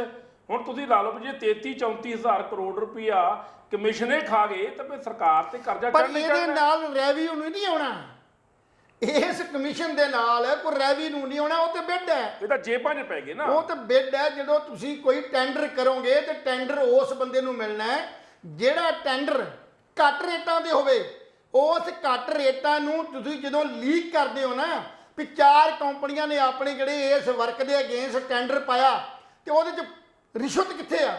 ਉਸ ਟੈਂਡਰ ਨੂੰ ਉਹਦੇ ਤੋਂ ਘੱਟ ਰੇਟ ਤੇ ਹਮੇਸ਼ਾ ਜਦੋਂ ਵੀ ਕੋਈ ਠੇਕੇਦਾਰ ਕਿਸੇ ਡਿਪਾਰਟਮੈਂਟ 'ਚ ਕਿਸੇ ਵਰਕ ਦੇ ਅਗੇਂਸਟ ਆਪਣੀ ਜਿਹੜੀ ਆ ਬਿੱਡ ਪਾਉਂਦਾ ਹੈ ਤੇ ਉਹ ਸਲਾਹ ਮਸ਼ਵਰਾ ਜ਼ਰੂਰ ਕਰਦਾ ਅਥਾਰਟੀ ਦੇ ਨਾਲ ਜੀ ਵੀ ਮੈਂ ਬਿੱਡ ਕਿੰਨੀ ਪਾਵਾਂ, ਕਿਸ ਆਈਟਮ ਦੀ ਕੀ ਰੇਟ ਲਿਖਾਂ। ਉਸ ਵੇਲੇ ਜਿਹੜੇ ਸੰਬੰਧਿਤ ਬੰਦੇ ਨੇ ਜਿਹੜੇ ਉਹਨੂੰ ਡੀਲ ਕਰਦੇ ਹੈਂਡਲ ਕਰਦੇ ਨੇ ਐਸਸੀ ਐਕਸ਼ਨ ਜਾਂ ਹੋਰ, ਉਹ ਸਾਰੇ ਉਹਨਾਂ ਨੂੰ ਲੀਕ ਕਰ ਦਿੰਦੇ ਨੇ ਵੀ ਤੁਸੀਂ ਇਸ ਕੰਮ ਦਾ ਜਿਹੜਾ ਬਿੱਡ ਹੈ ਜਾਂ ਜਿਹੜਾ ਰੇਟ ਆ ਉਹ ਇੰਨੇ ਰੁਪਈਏ ਪਾਓ, ਔਰ ਉੱਥੇ ਰਿਸ਼ਵਤ ਹੁੰਦੀ ਹੈ। ਬਿੱਡ ਦਾ ਤੇ ਕੰਮ ਉਹਨਾਂ ਚੱਲਣਾ ਹੀ ਚੱਲਣਾ। ਫਰਕ ਆ ਕੇ ਕਿੱਥੇ ਪਿਆ? ਅੱਗੇ ਪਿਆ ਬਿੱਲਾਂ ਤੇ। ਜਦੋਂ ਤੁਸੀਂ ਵਰਕ ਆਪਰੇਟ ਕਰਤਾ, ਵਰਕ ਆਪਰੇਟ ਕਰਨ ਤੋਂ ਬਾਅਦ ਟੋਟਲ ਪੈਸੇ ਦਾ ਬਿੱਲ ਬਣਾ ਕੇ ਜਦੋਂ ਤੁਸੀਂ ਕਾਊਂਟ ਸੈਕਸ਼ਨ 'ਚ ਦਿੰਦੇ ਹੋ, ਪਾਸ ਕਰਾਉਂਦੇ ਹੋ ਅਥਾਰਟੀ ਤੋਂ, ਤਾਂ ਫਿਰ ਉਸ ਬਿੱਲ ਨੂੰ ਪਾਸ ਕਰਨ ਵਾਸਤੇ ਕਮਿਸ਼ਨ ਜਿਹੜਾ ਲਿਆ ਜਾਂਦਾ, ਉਹ ਠੇਕੇਦਾਰ ਆਪਣੀ ਜੇਬ ਤੋਂ ਦਿੰਦਾ। ਕੰਮ ਉਹਨੇ ਕਰਾਇਆ ਹੋਇਆ, ਉਹਨਾਂ ਹੀ ਕੰਮ ਕਰਾਇਆ ਜਿੰਨੇ ਕੰਮ ਦਾ ਵਰਕ ਅਲਾਟ ਹੋਇਆ। ਉਹਨੂੰ ਵੈਰੀਫਾਈ ਕਰਨ ਵਾਸਤੇ, ਬਿੱਲਾਂ ਨੂੰ ਵੈਰੀਫਾਈ ਕਰਨ ਵਾਸਤੇ ਜਾਂ ਪਾਸ ਕਰਨ ਵਾਸਤੇ ਸਾਡੀ ਜਿਹੜੀ ਥੱਲੇ ਅਥਾਰਟੀ ਹੈ, ਔਰ ਉਹ ਅਥਾਰਟੀ ਜਿਹੜੀ ਆ ਕਿਸੇ ਨਾ ਕਿਸੇ ਮੰਤਰੀ ਡਿਪਾਰਟਮੈਂਟ ਦੇ ਸੰਬੰਧਿਤ ਮੰਤਰੀ ਨਾਲ ਜੁੜੀ ਹੁੰਦੀ ਹੈ। ਵੱਡੇ ਜਿਹੜੇ ਬਿੱਲ ਨਹੀਂ, ਵੱਡੇ ਜਿਹੜੇ ਵਰਕ ਨੇ, ਉਹ ਵਰਕ ਇਕੱਲੇ ਐਸਸੀ ਐਕਸ਼ਨ ਜਾਂ ਚੀਫ ਨਾਲ ਇਕੱਲੇ ਸੰਬੰਧਿਤ ਨਹੀਂ ਹੁੰਦੇ, ਉਸ ਅਦਾਰੇ ਦੇ ਮੰਤਰੀ ਨਾਲ ਵੀ ਉਹਨਾਂ ਦਾ ਜਿਹੜਾ ਉਹ ਲੈਣ ਦੇਣ ਹੁੰਦਾ। ਮੰਤਰੀ ਨਾਲ ਵੀ ਪੁੱਛ ਪੜਤਾਲ ਜਿਹੜੀ ਮੰਤਰੀ ਤੋਂ ਵੀ ਕੀਤੀ ਜਾਂਦੀ ਹੈ। ਇਸ ਕਰਕੇ ਇਹ ਸਾਰਾ ਪੈਸਾ ਇਸ ਢੰਗ ਨਾਲ ਜਾਂਦਾ। ਇਹਦੇ 'ਚ ਸਰਕਾਰ ਦਾ ਕੋਈ ਪੈਸੇ ਦੀ ਲੁੱਟ ਨਹੀਂ ਹੋਈ, ਨਿੱਜੀ ਤੌਰ ਤੇ ਉਸ ਬੰਦੇ ਦੇ ਜੇਬ ਚੋਂ ਜਾਣੇ ਸੀ ਤੇ ਜੇਬ ਚੋਂ ਜਾਣ ਕੇ ਦਿੱਤੇ ਗਏ। ਜਿੱਥੋਂ ਤੱਕ ਆਪਾਂ ਗੱਲ ਕਰਦੇ ਹਾਂ ਸਿਸਟਮ ਦੀ, ਆਪਾਂ ਪਹਿਲਾਂ ਬਹੁਤ ਵਾਰ ਕਿਹਾ ਵੀ ਜਦੋਂ ਵੀ ਵਰਕ ਅਲਾਟ ਹੁੰਦੇ ਨੇ, ਵਰਕ ਅਲਾਟ ਤੋਂ ਬਾਅਦ ਇਸ ਜਿਹੜੇ ਵੀ ਠੇਕੇਦਾਰ ਉੱਤੇ ਕਹਿੰਦੇ ਨੇ, ਬਹੁਤੇ ਠੇਕੇਦਾਰ ਜਾਂ ਬਹੁਤੀਆਂ ਕੰਪਨੀਆਂ ਪੰਜਾਬ ਚੋਂ ਕਿਉਂ ਭੱਜੀਆਂ ਜਾਂ ਹਿੰਦੁਸਤਾਨ ਤੋਂ ਛੱਡ ਕੇ ਕਿਉਂ ਬਾਹਰ ਜਾ ਰਹੀਆਂ? ਉਹ ਇਸੇ ਕਰਕੇ ਜਾ ਰਹੀਆਂ ਨੇ ਵੀ ਅਸੀਂ ਹਰ ਪਾਸੇ ਆਪਣੇ ਕੰਮ ਨੂੰ ਸੁਥਰਾ ਤੇ ਵਧੀਆ ਕਰਾਉਣ ਦੀ ਬਜਾਏ ਘਟੀਆ ਮਟੀਰੀਅਲ ਤੇ ਘਟੀਆ ਵਰਕ ਕਰਾਉਣ ਲਈ ਸਹਿਮਤ ਹੋ ਜਾਂਦੇ ਆ, ਔਰ ਉਹਦੇ ਪਿੱਛੇ ਜਿਹੜੇ ਪੈਸੇ ਲੈ ਲੈਂਦੇ ਆ। ਕਈ ਵਾਰ ਆਪਾਂ ਕਹਿੰਦੇ ਨੇ ਵੀ ਅੰਗਰੇਜ਼ਾਂ ਦੇ ਵੇਲੇ ਜਿਹੜੇ ਪੁਲ ਬਣੇ ਸੀ, ਸੜਕਾਂ ਬਣੀਆਂ ਸੀ ਜਿਹੜੀਆਂ, ਉਹਨਾਂ ਦੀ ਰਿਪੇਅਰ ਨਹੀਂ ਕਰਾ ਸਕੇ, ਕਿਉਂਕਿ ਉਸ ਵੇਲੇ ਜਿਹੜੇ ਅੰਗਰੇਜ਼ ਸੀ ਜਾਂ ਬਾਹਰ ਅੱਜ ਵੀ ਜਦੋਂ ਵੀ ਕੋਈ ਸੜਕ ਜਾਂ ਕੋਈ ਬਿਲਡਿੰਗ ਬਣਦੀ ਹੈ ਨਾ, ਤੇ ਉਸ ਬਿਲਡਿੰਗ ਨੂੰ ਘੱਟੋ ਘੱਟ ਕੁੱਕ ਰੂਲਾਂ ਤੇ ਅਸੂਲਾਂ ਮਾਪਦੰਡ ਦੇ ਅਨੁਸਾਰ ਬਣਾਇਆ ਜਾਂਦਾ, ਮਟੀਰੀਅਲ ਜਿਹੜਾ ਮਾਪਦੰਡ ਦਾ ਪਾਇਆ ਜਾਂਦਾ। ਇੱਥੇ ਸਾਰਾ ਕੁਝ ਜਿਹੜਾ ਉਲਟ ਚੱਲ ਰਿਹਾ। ਸੋ ਇਹ ਜਿਹੜੀ ਮਤਲਬ ਪਿਰਤ ਜਿਹੜੀ ਆ ਜਾਂ ਇਹ ਜਿਹੜਾ ਡਰ ਹੈ, ਇਹ ਬਾਕੀ ਐਮਐਲਏਜ਼ ਬਾਕੀ ਮੰਤਰੀਆਂ ਦੇ ਉੱਤੇ ਵੀ ਇੱਕ ਸੋਚਣ ਲਈ ਉਹਨਾਂ ਨੂੰ ਮਜਬੂਰ ਹੋਣਾ ਪਊਗਾ ਕਿ ਜੇ ਉਹ ਕਾਂ ਟੰਗਿਆ ਗਿਆ ਤਾਂ ਇਹਨਾਂ ਦੀ ਵਾਰੀ ਵੀ ਆ ਸਕਦੀ ਹੈ, ਕਿਉਂਕਿ ਸਾਰੇ ਤੋਂ ਚਿੱਤੀ 'ਚ ਨੇ, ਸਾਰੇ ਚਿੰਤਾ ਤੁਰ ਨੇ ਉਹ। ਕਿਉਂਕਿ ਜਿਨ੍ਹਾਂ ਬੰਦਿਆਂ ਨੇ ਚੋਣਾਂ ਲੜ ਕੇ, ਕਿਉਂਕਿ ਤੁਹਾਨੂੰ ਸਿਸਟਮ ਚੋਣਾਂ ਦਾ ਖੁਦ ਹੀ ਪਤਾ ਹੈ, ਬਿਨਾਂ ਪੈਸੇ ਤੋਂ ਪੰਜਾਬ 'ਚ ਜਾਂ ਹਿੰਦੁਸਤਾਨ 'ਚ ਚੋਣ ਨਹੀਂ ਲੜੀ ਜਾ ਸਕਦੀ। ਹਜ਼ਾਰਾਂ ਹੀ ਕਰੋੜ ਰੁਪਈਆ ਜਿਹੜਾ ਚੋਣਾਂ ਦੇ ਦੌਰਾਨ ਲੱਗਦਾ, ਇਹਦੇ ਲਈ ਕੋਈ ਬੈਂਕ ਕਰਜ਼ਾ ਥੋੜਾ ਦਿੰਦਾ, ਬੈਂਕ ਨਹੀਂ ਕਰਜ਼ਾ ਦਿੰਦਾ, ਜਾਂ ਕੋਈ ਆਪਣੀ ਜ਼ਮੀਨ ਜਾਇਦਾਦ ਵੇਚ ਕੇ ਇਹਦੇ 'ਚ ਚੋਣ ਨਹੀਂ ਲੜਦੇ। ਇਹ ਸਾਰੇ ਫੰਡਾਂ ਦੇ ਆਧਾਰ ਤੇ ਨੇ, ਤੇ ਜਿਹੜੇ ਫੰਡ ਤੇ ਤੋਹਫੇ ਨੇ ਇਹ ਵੀ ਇੱਕ ਰਿਸ਼ਵਤ ਹੈ, ਇਹ ਵੀ ਰਿਸ਼ਵਤ ਦਾ ਰੂਪ ਹੈ। ਸੋ ਇਸ ਵਾਸਤੇ ਹਰ ਸਰਕਾਰ ਦੇ ਅੰਦਰ ਇਦਾਂ ਦਾ ਪ੍ਰਭਾਵ ਹੁੰਦਾ ਹੈ, ਪਰ ਉਸ ਪ੍ਰਭਾਵ ਨੂੰ ਅੱਜ ਜਿਹੜਾ ਭਗਵੰਤ ਮਾਨ ਨੇ ਤੋੜਨ ਦੀ ਕੋਸ਼ਿਸ਼ ਕੀਤੀ ਹੈ, ਇਸ ਕਰਕੇ ਕਿ ਇਸ ਪ੍ਰਭਾਵ ਨੂੰ ਕਾਇਮ ਰੱਖਣ ਲਈ ਵੀ ਸਾਡੀ ਸਰਕਾਰ ਜਿਹੜੀ ਹੈ ਇਹ ਭ੍ਰਿਸ਼ਟਾਚਾਰ ਦੇ ਖਿਲਾਫ ਹੈ। ਔਰ ਇਹ ਪ੍ਰਭਾਵ ਤਾਂ ਦਿੱਤਾ ਗਿਆ ਕਿ ਆਉਣ ਵਾਲੇ ਸਮੇਂ 'ਚ 2022 ਦੀਆਂ ਇਲੈਕਸ਼ਨਾਂ, 24 ਦੀਆਂ ਇਲੈਕਸ਼ਨਾਂ ਲੋਕ ਸਭਾ ਦੀਆਂ, ਔਰ ਪਲੱਸ ਸੰਗਰੂਰ ਦੀ ਲੋਕ ਸਭਾ ਦੀ ਜਿਹੜੀ ਸੀਟ ਹੈ ਜਾਂ ਹੋਰ ਜਿਹੜੀਆਂ ਸੀਟਾਂ ਖਾਲੀ ਨੇ, ਉਹਨਾਂ ਦੇ ਉੱਤੇ ਆਮ ਆਦਮੀ ਪਾਰਟੀ ਆਪਣਾ ਪ੍ਰਭਾਵ ਜਿਹੜਾ ਬਣਾਈ ਰੱਖੇ ਤੇ ਬਾਕੀ ਸੂਬਿਆਂ ਨੂੰ ਇਸ ਆਧਾਰ ਦੇ ਉੱਤੇ ਇੱਕ ਮਾਡਲ ਬਣ ਕੇ ਪੇਸ਼ ਕੀਤਾ ਜਾਵੇ ਵੀ ਆਮ ਆਦਮੀ ਪਾਰਟੀ ਰਿਸ਼ਵਤਖੋਰੀ ਦੇ ਖਿਲਾਫ ਹੈ। ਜੀ ਲਹਿਲ ਸਾਹਿਬ, ਇੱਕ ਹੋਰ ਵੀ ਗੱਲ ਹੈ, ਓਪੋਜੀਸ਼ਨ ਨੂੰ ਬੜੀ ਤਕਲੀਫ ਹੋ ਰਹੀ ਹੈ ਕਿ ਭਗਵੰਤ ਮਾਨ ਨੇ ਕਾਰਵਾਈ ਕਰਤੀ। ਡਾਕਟਰ ਰਾਜਕੁਮਾਰ ਬੇਰਕਾ ਦਾ ਬਿਆਨ ਹੈ, ਉਹ ਕਹਿੰਦਾ ਵੀ ਇਹ ਲੜਾਈ ਜਿਹੜੀ ਹੈ ਨਾ, ਇਹ ਕਮਿਸ਼ਨ ਦੀ ਲੜਾਈ ਹੈ। ਉਹ ਤਾਂ ਸਭ ਨੂੰ ਪਤਾ ਕਮਿਸ਼ਨ ਦੀ ਲੜਾਈ ਹੈ, ਪਰ ਉਹਨਾਂ ਨੇ ਇੱਕ ਹੋਰ ਇੱਕ ਬਿਆਨ ਦਿੱਤਾ ਹੈਗਾ, ਵਿਵਾਦਿਤ ਜਿਹਾ ਬਿਆਨ ਹੈ ਜਿਹਨੂੰ ਕਹਿ ਸਕਦੇ ਆ। ਉਹ ਕਹਿੰਦੇ ਵੀ ਕਮਿਸ਼ਨ ਲੈਣ ਲਈ ਕੇਜਰੀਵਾਲ ਸਾਹਿਬ ਨੇ ਇੱਕ ਵੱਖਰੀ ਕਮੇਟੀ ਬਣਾਈ ਹੋਈ ਹੈ, ਉਹਨਾਂ ਨੂੰ ਇਸ ਗੱਲ ਦੀ ਤਕਲੀਫ ਹੋ ਗਈ ਕਿ health minister Vijay Singla individual commission ਕਿਉਂ ਲੈ ਰਿਹਾ ਜਦੋਂ ਕਿ ਕਮਿਸ਼ਨ ਸੈੱਟ ਹੈ ਦਿੱਲੀ ਨਾਲ। ਸੋ ਇਹ ਹੁਣ ਇਹ 'ਚ ਕੋਈ ਸੱਚਾਈ ਮੈਨੂੰ ਤਾਂ ਲੱਗਦੀ ਨਹੀਂ ਵੀ ਇਦਾਂ ਦੀ ਕੋਈ ਸ਼ਾਇਦ ਹੋਵੇ। ਇਹ ਨਿੱਜੀ ਰਾਏ ਹੈ ਡਾਕਟਰ ਰਾਜ ਕੁਮਾਰ ਵੇਰਕਾ ਦੀ। ਇਹਦਾ ਟੈਲੀਵਿਜ਼ਨ ਚੈਨਲ ਦੇ ਨਾਲ ਸਹਿਮਤ ਹੋਣਾ ਨਾ ਹੋਣਾ ਕੋਈ ਇਲਾਜ ਵੀ ਨਹੀਂ ਹੈ। ਪਹਿਲੀ ਗੱਲ ਤੇ ਗਿੱਲ ਸਾਹਿਬ ਇਹ ਆ ਵੀ ਰਾਜ ਕੁਮਾਰ ਵੇਰਕਾ ਹੋਣੀ ਜਾਂ ਵਿਰੋਧੀ ਸਰਕਾਰ 'ਚ ਜਿਹੜੇ ਆਲਰੇਡੀ ਪਹਿਲਾਂ ਰਹਿ ਚੁੱਕੇ ਕਿੰਨੇ ਕੁ ਚੰਗੇ ਨੇ ਇਹਨਾਂ ਨੂੰ ਤਾਂ ਖੁਦ ਇਹ ਬੋਲਣ ਦਾ ਅਧਿਕਾਰ ਹੀ ਨਹੀਂ ਹੈ, ਕਿਉਂਕਿ ਇਹਨਾਂ ਨੇ ਇੰਨੇ ਵਰੇ ਰਾਜ ਕੀਤਾ। ਕਦੇ ਆਪਣੇ ਰਾਜ 'ਚ ਕਦੀ ਇਹ ਗੱਲ ਕੀਤੀ ਸੀ? ਜੇ ਆਪਾਂ ਰਾਜ ਕੁਮਾਰ ਵੇਰਕੇ ਦੀ ਗੱਲ ਕਰਦੇ ਹਾਂ, ਕਾਂਗਰਸ ਦੀ ਗੱਲ ਕਰਦੇ ਹਾਂ, ਤੇ ਮੁੱਖ ਮੰਤਰੀ ਜਿਹੜਾ ਸਾਬਕਾ ਮੁੱਖ ਮੰਤਰੀ ਕੈਪਟਨ ਅਮਰਿੰਦਰ ਸਿੰਘ ਨੂੰ ਅਨੇਕਾਂ ਜਿਹੜੀਆਂ ਸ਼ਿਕਾਇਤਾਂ ਗਈਆਂ, ਉਹ ਆਪਣੇ ਮੂੰਹੋਂ ਕਹਿੰਦਾ ਰਿਹਾ ਵੀ ਮੇਰੇ ਕੋਲੇ ਮੰਤਰੀਆਂ ਦੀਆਂ ਫਾਈਲਾਂ ਬਣੀਆਂ ਪਈਆਂ ਨੇ ਕਰਪਸ਼ਨ ਦੀਆਂ, ਮੇਰੇ ਕੋਲ ਪੂਰਾ ਮੰਤਰੀਆਂ ਦਾ ਬਿਊਰਾ ਹੈ ਵੀ ਕਿਹੜਾ ਮੰਤਰੀ ਨੇ ਕਿੱਥੇ ਠੱਗੀ ਮਾਰੀ ਆ, ਕੀ ਹੇਰਾਫੇਰੀ ਕੀਤੀ, ਕਿੰਨੇ ਫੰਡ ਖਾਦੇ ਨੇ। ਪਰ ਉਹਦੇ ਕਿਦਮ ਨਹੀਂ ਸੀ, ਹਿੰਮਤ ਨਹੀਂ ਕੀਤੀ ਉਸ ਬੰਦੇ ਨੇ। ਜੇ ਅਗਰ ਹਿੰਮਤ ਕੀਤੀ ਹੁੰਦੀ, ਕਿਰਪਾਲ ਆਪਣੇ ਖਹਿਰਾ ਸਾਹਿਬ ਦੇ ਕਹਿਣ ਅਨੁਸਾਰ ਜੇ ਹਿੰਮਤ ਕੀਤੀ ਹੁੰਦੀ ਤੇ ਅੱਜ ਕਾਂਗਰਸ ਦੀ ਸਰਕਾਰ ਉਹ ਟੁੱਟਦੀ ਨਾ, ਸਰਕਾਰ ਬਣਾ ਲੈਂਦੇ। ਗੱਲ ਹਿੰਮਤ ਦੀ ਆ। ਸੋ ਇਹ ਜਿਹੜੇ ਵਿਰੋਧੀ ਅੱਜ ਤਣ ਕੱਸ ਰਹੇ ਨੇ ਨਾ ਵੱਖ-ਵੱਖ ਗੱਲਾਂ ਦੇ ਉੱਤੇ, ਇਹਨਾਂ ਨੂੰ ਅਧਿਕਾਰ ਨਹੀਂ, ਖੁਦ ਇਹਨਾਂ ਨੂੰ ਖੁਦ ਪਤਾ ਵੀ ਇਹਨਾਂ ਦੇ ਮੰਤਰੀ ਕੀ ਕਰਦੇ ਨੇ। ਆਪ ਚੇਅਰਮੈਨ ਰਹੇ ਨੇ, ਆਪ ਡਿਪਾਰਟਮੈਂਟਾਂ 'ਚ ਰਹੇ ਨੇ। ਉਹਨਾਂ ਮੰਤਰੀਆਂ ਨੇ ਜਿਨ੍ਹਾਂ ਦੇ ਕੋਲੇ ਕੋਈ ਕਾਰ ਨਹੀਂ ਸੀ, ਕੋਠੀ ਨਹੀਂ ਸੀ, ਬੰਗਲਾ, ਕੋਈ ਗੱਲ ਨਹੀਂ ਸੀ, ਅੱਜ ਹਜ਼ਾਰਾਂ ਕਰੋੜਾਂ ਦੇ ਮੈਂਬਰ ਨੇ, ਉਹਨਾਂ ਕੋਲ ਜਾਇਦਾਦਾਂ ਨੇ, ਸਭ ਕੁਝ ਹੈ। ਸਵਾਲ ਤਾਂ ਇਸ ਗੱਲ ਦਾ ਵੀ ਜਿਹੜੀ ਗੱਲ ਤੁਸੀਂ ਅੱਜ ਹੁਣ ਕਹਿ ਰਹੇ ਹੋ, ਜੇ ਇਹੀ ਗੱਲ ਤੁਸੀਂ ਆਪਣੇ ਰਾਜ 'ਚ ਕੀਤੀ ਹੁੰਦੀ ਤਾਂ ਸ਼ਾਇਦ ਇਹ ਵਕਤ ਨਾ ਹੀ ਆਉਂਦਾ, ਪੰਜਾਬ ਵੱਧਦਾ ਫੁੱਲਦਾ ਰਹਿੰਦਾ। ਬਿਲਕੁਲ ਜੀ, ਇਹਨਾਂ ਨੂੰ ਬੋਲਣ ਦਾ ਬਿਲਕੁਲ ਕੋਈ ਹੱਕ ਨਹੀਂ ਹੈ। ਔਰ ਕਿਉਂਕਿ ਹੁਣ ਜਿਹੜਾ ਲੜਾਈ ਦਾ ਆਗਾਜ਼ ਜਿਹੜਾ ਹੈ ਉਹ ਹੋ ਚੁੱਕਿਆ ਹੈ। ਔਰ ਜਿੰਨੇ ਵੀ ਆਮ ਆਦਮੀ ਪਾਰਟੀ ਦੇ ਵਿਧਾਇਕ ਨੇ ਜਾਂ ਮੰਤਰੀ ਨੇ, ਉਹ ਭਗਵੰਤ ਮਾਨ ਦੀ ਤਾਰੀਫ ਕਰ ਰਹੇ ਨੇ। ਹਾਲਾਂਕਿ ਚਾਹੇ ਜੇ ਉੱਤੋਂ ਹੀ ਕਰਦੇ ਹੋਣ, ਪਰ ਉਹ ਕਰ ਰਹੇ ਨੇ। ਉਹ ਕਹਿੰਦੇ ਵੀ ਜ਼ੀਰੋ ਟੋਲਰੈਂਸ ਹੈ, ਔਰ ਅੱਜ ਸਿਹਤ ਮੰਤਰੀ ਨੇ ਕੀਤਾ ਹੈ, ਕੱਲ੍ਹ ਨੂੰ ਕੋਈ ਹੋਰ ਮੰਤਰੀ ਕਰੂਗਾ। ਪਰ ਇਸ ਐਪੀਸੋਡ ਤੋਂ ਬਾਅਦ ਸਾਰੇ ਮੰਤਰੀਆਂ ਨੇ ਰਿਸ਼ਵਤ, ਦੇਖੋ ਲਹਿਲ ਸਾਹਿਬ ਇੱਕ ਤਾਂ ਗੱਲ ਪੱਕੀ ਹੈ, ਬਿਲਕੁਲ ਜੀ, ਸਿਹਤ ਮੰਤਰੀ ਨੂੰ ਅੰਦਰ ਦੇਣ ਕਰਕੇ ਪੂਰੇ ਪੰਜਾਬ ਦੀ ਅਫਸਰਸ਼ਾਹੀ ਡਰ ਗਈ ਜੀ। ਹੁਣ ਅਫਸਰਸ਼ਾਹੀ ਕੀ ਕਹਿੰਦੀ ਵੀ ਜਦੋਂ ਭਗਵੰਤ ਮਾਨ ਆਪਣੇ ਮੰਤਰੀ ਨੂੰ ਠੋਕ ਸਕਦਾ, ਸਾਨੂੰ ਕਿਉਂ ਨਹੀਂ ਠੋਕ ਸਕਦਾ? ਬਿਲਕੁਲ ਠੋਕ ਸਕਦਾ ਹੈ। ਤੁਹਾਡੀ ਵਾਰੀ ਵੀ ਆ ਸਕਦੀ ਹੈ। ਬਹੁਤ ਸਾਰੇ ਰਿਸ਼ਵਤਖੋਰ ਨੇ ਜਿਨ੍ਹਾਂ ਦੀ ਲਿਸਟਾਂ ਭਗਵੰਤ ਮਾਨ ਸਾਹਿਬ ਕੋਲੇ ਬਣੀਆਂ ਪਈਆਂ ਨੇ, ਔਰ ਆਉਣ ਵਾਲੇ ਸਮੇਂ ਦੇ ਵਿੱਚ ਉਹਨਾਂ ਦਾ ਵੀ ਪੱਤਾ ਜਿਹੜਾ ਸਾਫ਼ ਹੋਣ ਵਾਲਾ ਹੈ। ਉਧਰੋਂ ਧਾਲੀਵਾਲ ਜਿਹੜੇ ਪੰਚਾਇਤ ਮੰਤਰੀ ਨੇ, ਜ਼ਮੀਨਾਂ ਛਡਾਉਂਦੇ ਫਿਰਦੇ ਨੇ, ਉਹਦੇ ਵੀ ਸ਼ਿਕਾਇਤ ਜਿਹੜੀ ਹੈ ਉਹ ਭਗਵੰਤ ਮਾਨ ਸਾਹਿਬ ਕੋਲ ਹੈਗੀ ਨੇ। ਹੋਰ ਬਹੁਤ ਸਾਰੇ ਵਿਧਾਇਕ ਨੇ ਜਿਹੜੇ ਇਸ ਤਰ੍ਹਾਂ ਦੇ ਇੰਡੀਵਿਜੂਅਲ ਆਪਣੇ ਕਾਂਡਾਂ ਦੇ ਵਿੱਚ ਲਿਪਤ ਨੇ। ਲੇਕਿਨ ਸਵਾਲ ਇੱਥੇ ਖੜਾ ਹੁੰਦਾ ਹੈ ਕਿ ਪੰਜਾਬ ਦੇ ਵਿੱਚ ਜੇ ਕਿਸੇ ਨੇ ਕੋਈ ਪਹਿਲ ਕਦਮੀ ਕੀਤੀ ਤਾਂ ਸਾਨੂੰ ਉਹਦੀ ਤਾਰੀਫ ਕਰਨੀ ਚਾਹੀਦੀ, ਸਾਨੂੰ ਪਿੱਠ ਨਹੀਂ ਠੋਕਣੀ ਚਾਹੀਦੀ। ਉਧਰੋਂ ਮੋਗੇ ਤੋਂ ਹੈਗੇ ਨੇ ਵਿਧਾਇਕ, ਸਾਬਕਾ ਵਿਧਾਇਕ ਨੇ, ਹੁਣ ਭਾਜਪਾ 'ਚ ਸ਼ਾਮਲ ਹੋ ਗਏ। ਉਹ ਕਹਿੰਦੇ ਵੀ ਇਹ ਅਣਜਾਣ ਨਹੀਂ, ਇਹਨਾਂ ਨੂੰ ਪਤਾ ਨਹੀਂ ਸਰਕਾਰ ਕਿਵੇਂ ਚੱਲਦੀ ਹੈ। ਬਈ ਸਰਕਾਰ ਅਸਲ ਪਤਾ ਕੀ ਗੱਲ ਹੈ ਲਹਿਲ ਸਾਹਿਬ ਜੀ, ਜਿਹੜੇ ਪੁਰਾਣੇ ਲੀਡਰ ਹੈ ਨਾ, ਉਹ ਸਰਕਾਰ ਚਲਾਉਣਾ ਚਾਹੁੰਦੇ ਨੇ ਰਿਸ਼ਵਤਖੋਰੀ ਨਾਲ, ਉਹ ਸਰਕਾਰ ਚਲਾਉਣਾ ਚਾਹੁੰਦੇ ਨੇ ਭ੍ਰਿਸ਼ਟਾਚਾਰ ਨਾਲ, ਉਹ ਸਰਕਾਰ ਚਲਾਉਣਾ ਚਾਹੁੰਦੇ ਨੇ ਕ੍ਰਾਈਮ ਦੇ ਨਾਲ। ਹੁਣ ਨਹੀਂ ਚੱਲ ਰਹੀ, ਹੁੱਕਾ ਪਾਣੀ ਬੰਦ ਹੋ ਗਿਆ। ਬਹੁਤ ਸਾਰੇ ਸਿਕਿਉਰਿਟੀ ਆ, ਕਾਂਗਰਸੀ ਨੇਤਾ ਚੀਮਾ ਵੀ ਸੁਰੱਖਿਆ ਲਈ ਹਾਈ ਕੋਰਟ ਪੁੱਜੇ। ਇਹਨਾਂ ਨੂੰ ਕਾਹਦਾ ਖਤਰਾ? ਇਹ ਤਾਂ ਵਿਹਲੇ ਨੇ। ਜਿਹੜਾ ਐਮਐਲਏ ਹਾਰ ਗਿਆ, ਜਿਹੜਾ ਲੋਕਾਂ ਦਾ ਦਿਲ ਨਹੀਂ ਜਿੱਤ ਸਕਿਆ, ਉਹਨੂੰ ਕੌਣ ਮਾਰ ਜੂ? ਉਹਦੀ ਕੀ ਲੋੜ ਆ ਕਿਸੇ ਨੂੰ ਮਾਰਨ ਦੀ, ਔਰ ਕੀ ਲੋੜ ਆ ਉਹਨੂੰ ਸਿਕਿਉਰਿਟੀ ਦੀ? ਗਿੱਲ ਸਾਹਿਬ ਆਪਾਂ ਤਾਂ ਕਈ ਵਾਰ ਇਹ ਕਹਿ ਚੁੱਕੇ ਹਾਂ ਵੀ ਜਿਹੜੇ ਬੰਦੇ ਆਪਣੇ ਆਪ ਨੂੰ ਲੋਕਾਂ ਦੀ ਸੇਵਾ ਕਹਿੰਦੇ ਅਸੀਂ ਕਰਨ ਵਾਸਤੇ ਬਾਹਰ ਨਿਕਲੇ ਹਾਂ, ਅਸੀਂ ਸੇਵਾ ਨਹੀਂ ਮੰਨਦੇ ਹੁੰਦੇ ਵੀ ਇਹ ਸੇਵਾ ਹੈ, ਅਸੀਂ ਜਿਹੜੀ ਕਰਨ ਚੱਲੇ ਹਾਂ ਕਰਦੇ ਹਾਂ, ਤੇ ਇਹਨਾਂ ਨੂੰ ਖਤਰਾ ਕਾਹਦਾ? ਖਤਰਾ ਮੈਂ ਤੇ ਹੈਰਾਨ ਆ ਵੀ ਜਿਹੜੇ ਆਪਣੇ ਆਪ ਨੂੰ ਧਾਰਮਿਕ ਡੇਰਿਆਂ ਦੇ ਵੀ ਆਗੂ ਅਖਵਾਉਂਦੇ ਨੇ ਨਾ, ਜਿਹੜੇ ਆਪਣੇ ਆਪ ਨੂੰ ਸੰਤ ਵੀ ਖਵਾਉਂਦੇ ਨੇ, ਡੇਰਿਆਂ ਦੇ ਵੀ ਸੰਚਾਲਕ ਖਵਾਉਂਦੇ ਨੇ, ਚਾਹੇ ਉਹ ਹਿੰਦੂਆਂ ਦੇ ਡੇਰੇ ਨੇ, ਚਾਹੇ ਉਹ ਈਸਾਈਆਂ ਦੇ ਨੇ, ਚਾਹੇ ਉਹ ਸਿੱਖਾਂ ਦੇ ਨੇ, ਕਿਤੇ ਵੀ ਉਹ ਸਾਰੇ ਜਿਹੜੇ ਬੰਦੇ ਰੱਬ ਦਾ ਨਾਮ ਦੀ ਗੱਲ ਕਰਦੇ ਆ, ਪਰ ਉਹ ਆਪ ਤੇ ਜਿਹੜੀਆਂ ਬੰਦੂਕਾਂ ਦੇ ਛਾਏ ਹੇਠ ਰਹਿ ਰਹੇ ਨੇ, ਉਹਨਾਂ ਨੂੰ ਆਪਣੀ ਜਾਨ ਦਾ ਖਤਰਾ ਹੈ।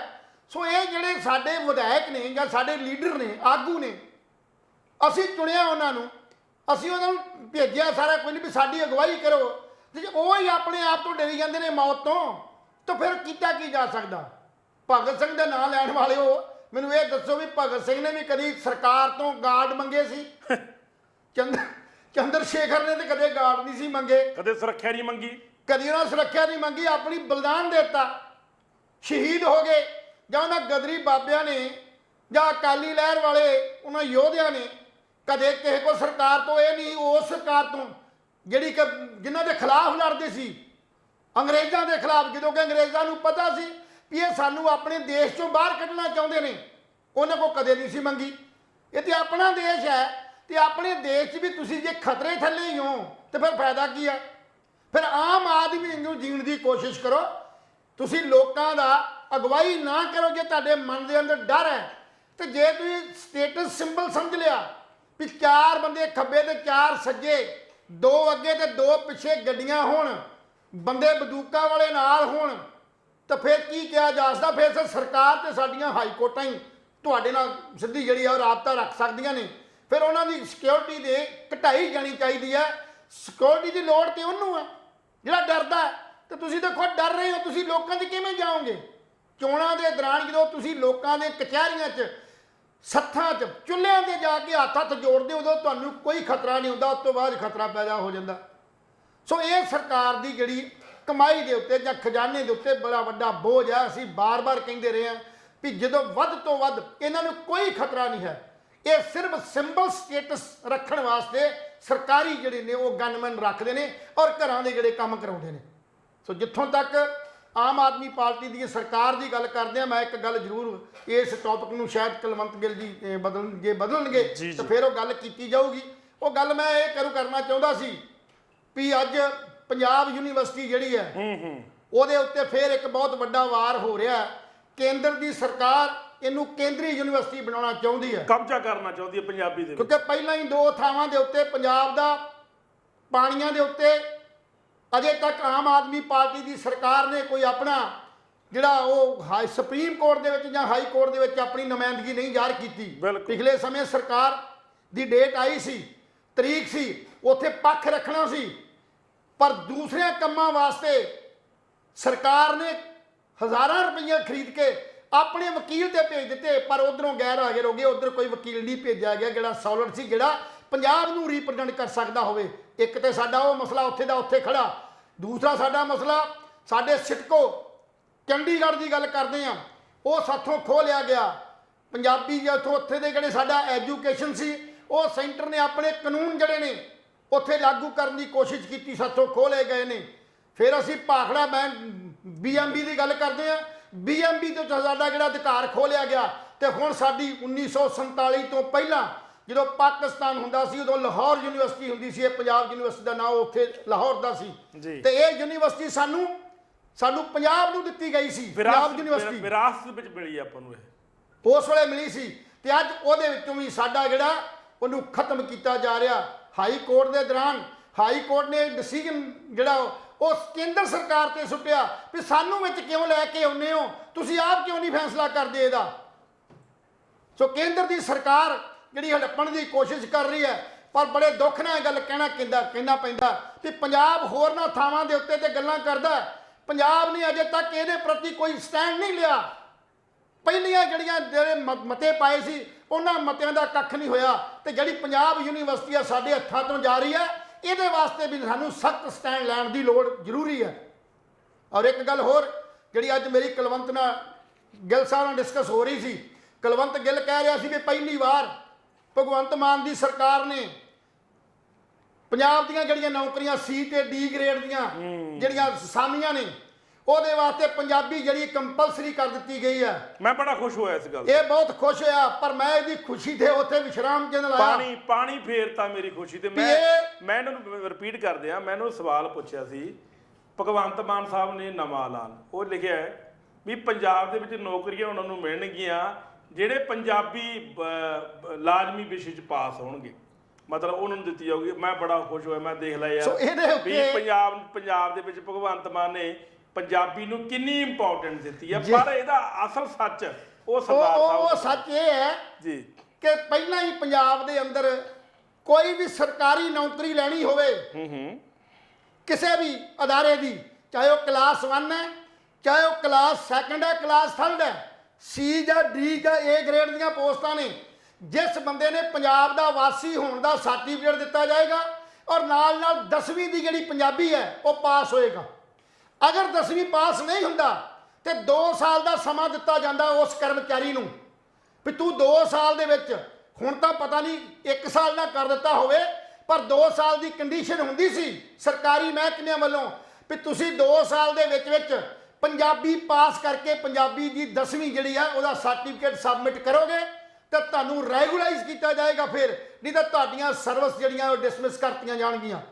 ਜਿਹੜਾ ਇਹ ਹੁਣ ਕੀਤਾ ਗਿਆ, ਇਹਦੇ ਪਿੱਛੇ ਕੀ ਰਾਜ ਆ? ਇਹਦੇ ਪਿੱਛੇ ਰਾਜ ਇਹ ਹੈ ਕਿ ਉਹਨਾਂ ਸੂਬਿਆਂ ਤੋਂ, ਪੰਜਾਬ ਨੂੰ ਛੱਡ ਕੇ ਬਾਹਰਲੇ ਸੂਬਿਆਂ ਤੋਂ, ਹਰਿਆਣਾ, ਯੂਪੀ, ਬਿਹਾਰ ਜਾਂ ਉਹਨਾਂ ਦੇ ਸੂਬਿਆਂ ਤੋਂ ਜਿਨ੍ਹਾਂ ਸੂਬਿਆਂ 'ਚ 2024 ਦੀਆਂ ਇਲੈਕਸ਼ਨਾਂ ਜੇ ਆਪਣੀ ਤਿਆਰੀ ਵਿੱਢਣ ਲਈ ਕਰਕੇ ਪੰਜਾਬ ਦੇ ਅੰਦਰ ਉਹਨਾਂ ਲੋਕਾਂ ਨੂੰ ਨੌਕਰੀਆਂ ਦੇਣ ਦਾ ਇੱਕ ਮੁੱਦਾ ਹੈ ਕਿ ਉਹ ਲੋਕ ਜਿਹੜੇ ਪੰਜਾਬ 'ਚ ਨੌਕਰੀ ਕਰਨਾ ਚਾਹੁੰਦੇ ਨੇ ਬਾਹਰ ਦੇ ਸੂਬਿਆਂ ਦੇ, ਉਹ ਪੰਜਾਬੀ ਪਾਸ ਹੋਣੇ ਚਾਹੀਦੇ ਨੇ ਤੇ ਹੁਣ ਤੋਂ ਹੀ ਤਿਆਰੀ ਕਰਨ। ਸੋ ਇਹਦੇ ਪਿੱਛੇ ਲੀਗਲ ਜਿਹੜਾ ਬੇਸਿਕ ਜਿਹੜਾ ਪਿਛਲੇ ਪਰਦੇ ਪਿੱਛੇ ਜੋ ਕੁਝ ਵਾਪਰਿਆ, ਉਹ ਕੇਜਰੀਵਾਲ ਸਾਹਿਬ ਦੀ ਸੋਚ ਦੇ ਅਨੁਸਾਰ ਵੀ ਪੰਜਾਬੀ ਪਾਸ ਕਰਾਉਣ ਵਾਸਤੇ C ਤੇ D ਦੀਆਂ ਪੋਸਟਾਂ ਜਿਹੜੀਆਂ ਨੇ ਉਹਨਾਂ 'ਚ ਪੰਜਾਬੀ ਲਾਜ਼ਮੀ ਹੈ। ਪੰਜਾਬੀ ਉਹਨਾਂ ਲੋਕਾਂ ਵਾਸਤੇ ਰੱਖੀ ਗਈ ਹੈ। ਇਹ ਭੁਲੇਖਾ ਇਹ ਸਪਸ਼ਟ ਹੋਣ ਦੇ ਨਾਲ ਤਾਂ ਹੀ ਆਗਾਜ਼ ਕੀਤਾ ਗਿਆ ਵੀ ਅੱਜ ਤੋਂ ਲੋੜ ਆ ਸਾਨੂੰ ਇਸ ਗੱਲ ਦੀ ਕਿ ਬਾਹਰ ਦੀਆਂ ਸੂਬਿਆਂ ਤੋਂ ਆਏ ਹੋਏ ਪੰਜਾਬੀਆਂ ਦੀ ਨੌਕਰੀਆਂ ਨੂੰ ਹਾਸਲ ਨਾ ਕਰ ਪਾਉਣ, ਔਰ ਉਹਨੂੰ ਰੋਕਣ ਲਈ ਆਮ ਆਦਮੀ ਪਾਰਟੀ ਦੀ ਸਰਕਾਰ ਨੇ ਇਹ ਜਿਹੜਾ ਮੁੱਦਾ ਜਿਹੜਾ ਉਹ ਪਾਸ ਕਰ ਦਿੱਤਾ ਵੀ ਪੰਜਾਬੀ ਪਾਸ ਹੋਣਾ ਚਾਹੀਦਾ। ਲੈਲ ਸਾਹਿਬ ਸਾਡਾ ਕੋਟਾ ਜਿਹੜਾ ਪਹਿਲਾਂ ਸੀ ਸਾਡਾ 85 ਔਰ 15 ਦਾ ਸੀ, ਜਦੋਂ ਬਾਕੀ ਸੂਬਿਆਂ 'ਚ ਸਾਨੂੰ 15% ਪੰਜਾਬ ਨੂੰ ਰਿਪਰੈਜ਼ੈਂਟ ਮਿਲਦਾ ਤੇ ਬਾਕੀ ਸੂਬਿਆਂ ਨੂੰ 85% ਇੱਥੇ ਕਿਉਂ ਦਿੱਤਾ ਜਾਵੇ, ਕਿਉਂ ਬਰਾਬਰਤਾ ਰੱਖੀ ਜਾਵੇ? ਇੱਥੇ ਪੰਜਾਬੀਆਂ ਨੂੰ 85% ਔਰ 15% ਜਿਹੜੇ ਪੋਸਟਾਂ ਨੇ ਉਹ ਬਾਹਰ ਦੇ ਸੂਬਿਆਂ ਤੋਂ ਲਏ ਜਾ ਸਕਦੇ ਨੇ। ਪਰ ਜਿੱਥੋਂ ਤੱਕ ਹੁਣ ਕਨਸੋਆਂ ਆਏ ਨੇ ਵੀ ਜਿਹੜੇ 150 ਬੰਦੇ 150 ਬੰਦਾ ਜਿਹੜਾ ਵੀ ਆਪਣਾ IT ਖੇਤਰ ਦਾ, ਸੋਸ਼ਲ ਮੀਡੀਆ ਦਾ ਬੰਦਾ, ਪੰਜਾਬ ਦਾ ਇੱਕ ਵੀ ਨਹੀਂ, ਉਹ ਸਾਰੇ ਦੇ ਸਾਰੇ ਜਿਹੜੇ ਬੰਦੇ ਨੇ ਉਹ ਜਿਹੜੇ ਬਾਹਰ ਤੋਂ ਕੇਜਰੀਵਾਲ ਸਾਹਿਬ ਨੇ ਇੱਥੇ ਲਿਆਂਦੇ, ਔਰ ਜਿਨ੍ਹਾਂ ਦੀ ਰਿਹਾਇਸ਼ ਦਾ ਪ੍ਰਬੰਧ ਕਰਨ ਵਾਸਤੇ ਸੈਕਟਰ 39 ਚ ਜੀ ਜਿਹੜੀ ਉਹਨਾਂ ਨੂੰ ਰਿਹਾਇਸ਼ ਦਿੱਤੀ ਗਈ। ਇਸ ਤੋਂ ਪਹਿਲਾਂ ਵੀ ਜਿਹੜੇ ਬਿਜਲੀ ਬੋਰਡ ਦੇ ਵਿੱਚ 607 ਬੰਦੇ ਭਰਤੀ ਕੀਤੇ ਗਏ ਸੀ, ਉਹ ਚੋਂ 40% ਬੰਦੇ ਜਿਹੜੇ ਬਾਹਰ ਦੇ ਸੀ, ਔਰ ਉਹਨਾਂ ਵਾਸਤੇ ਵੀ ਲਾਜ਼ਮੀ ਹੋ ਗਈ ਪੰਜਾਬੀ। ਸੋ ਇਹਦੇ ਪਿੱਛੇ ਜਿਹੜੀਆਂ ਤਾਕਤਾਂ ਕੰਮ ਕਰਦੀਆਂ ਨੇ, ਚੰਗਾ ਹੋਵੇ ਜੇ ਕੋਰਟਾਂ, ਕਚਹਿਰੀਆਂ, ਸਕੂਲਾਂ, ਹੋਰਨਾਂ ਸਰਕਾਰੀ ਦਫ਼ਤਰਾਂ, ਸੈਕਟਰੀਏਟ 'ਚ, ਮੁੱਖ ਮੰਤਰੀ ਦੇ ਆਪਣੇ ਦਫ਼ਤਰ 'ਚ, ਸਾਰਿਆਂ ਮੰਤਰੀਆਂ 'ਚ ਪੰਜਾਬੀ 'ਚ ਕੰਮ ਹੋਵੇ। ਪੰਜਾਬ ਦੇ ਬਹੁਤੇ ਲੋਕ ਪੰਜਾਬੀ ਜਾਣਦੇ ਨੇ, ਅੰਗਰੇਜ਼ੀ ਨਹੀਂ ਜਾਣਦੇ। ਕੋਈ ਵੀ ਫੈਸਲਾ ਕੋਰਟ 'ਚ ਹੁੰਦਾ ਉਹ ਪੜ੍ਹਿਆ ਨਹੀਂ ਜਾ ਸਕਦਾ, ਸਾਨੂੰ ਪੈਸੇ ਦੇ ਕੇ ਵਕੀਲ ਤੋਂ ਪੜਾਉਣਾ ਪੈਂਦਾ, ਔਰ ਸਾਡੀ ਸਮਝ ਦੇ ਮੁਤਾਬਕ ਜੋ ਉਹ ਪੜ੍ਹ ਕੇ ਦੱਸੇਗਾ ਅਸੀਂ ਉੱਤੇ ਅਮਲ ਕਰ ਲੈਂਦੇ ਹਾਂ। ਜਦੋਂ ਅਸੀਂ ਕਚਹਿਰੀ 'ਚ ਜਾਂਦੇ ਹਾਂ ਤੇ ਕਚਹਿਰੀ 'ਚ ਸਾਡੇ ਕੋਲ ਅਰਜ਼ੀ ਜਿਹੜੀ ਆ ਅੰਗਰੇਜ਼ੀ 'ਚ ਲਿਖਾਈ ਜਾਂਦੀ ਹੈ, ਕਿਉਂਕਿ ਸਾਡੇ IAS ਅਫਸਰ ਇਸ ਗੱਲ ਦਾ ਵਿਰੋਧ ਕਰਦੇ ਰਹੇ ਨੇ ਵੀ ਅਸੀਂ ਪੰਜਾਬੀ ਨਹੀਂ ਆ, ਸਾਨੂੰ ਪੰਜਾਬੀ ਨਹੀਂ ਆਉਂਦੀ, ਤੁਸੀਂ ਅੰਗਰੇਜ਼ੀ 'ਚ ਲਿਆਓ।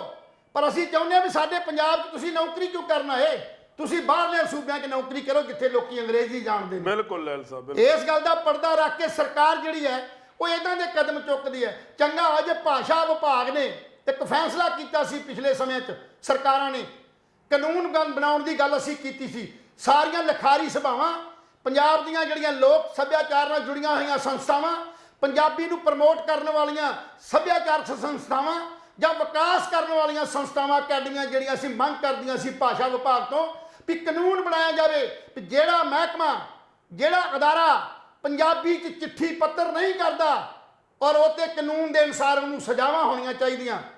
ਪਰ ਅਜੇ ਤੱਕ ਭਾਸ਼ਾ ਵਿਭਾਗ ਨੇ ਜਾਂ ਸਰਕਾਰ ਨੇ ਕੋਈ ਇਹੋ ਜਿਹਾ ਪ੍ਰੋਵੀਜ਼ਨ ਨਹੀਂ ਕੀਤਾ ਜਿਹਦੇ 'ਚ ਇਹ ਲੋਕਾਂ ਦੇ, ਅਫਸਰਾਂ ਦੇ ਮਨਾਂ 'ਚ ਡਰ ਪੈਦਾ ਹੋਵੇ ਕਿ ਚਿੱਠੀ ਪੰਜਾਬੀ 'ਚ ਆਏਗੀ।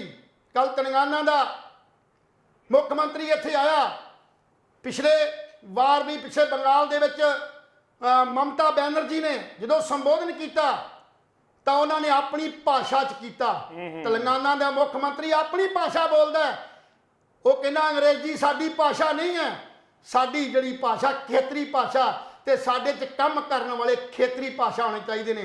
ਪਰ ਅਸੀਂ ਇੱਕ ਓੜਿਆ ਹੋਇਆ ਆਪਣੇ ਉੱਤੇ ਕੰਬਲ, ਝੂਠ ਦਾ ਕੰਬਲ ਓੜਿਆ ਹੋਇਆ ਵੀ ਅੰਗਰੇਜ਼ੀ ਪਤਾ ਨਹੀਂ ਕੀ ਹੈ। ਅੰਗਰੇਜ਼ਾਂ ਨੂੰ ਪੰਜਾਬੀ ਆਉਂਦੀ ਆ? ਕਦੀ ਸੋਚਿਆ? ਨਹੀਂ ਸੋਚਿਆ। ਅਸੀਂ ਸੋਚਦੇ ਅਸੀਂ ਨੀਵੇਂ ਪੱਧਰ ਤੇ ਆ।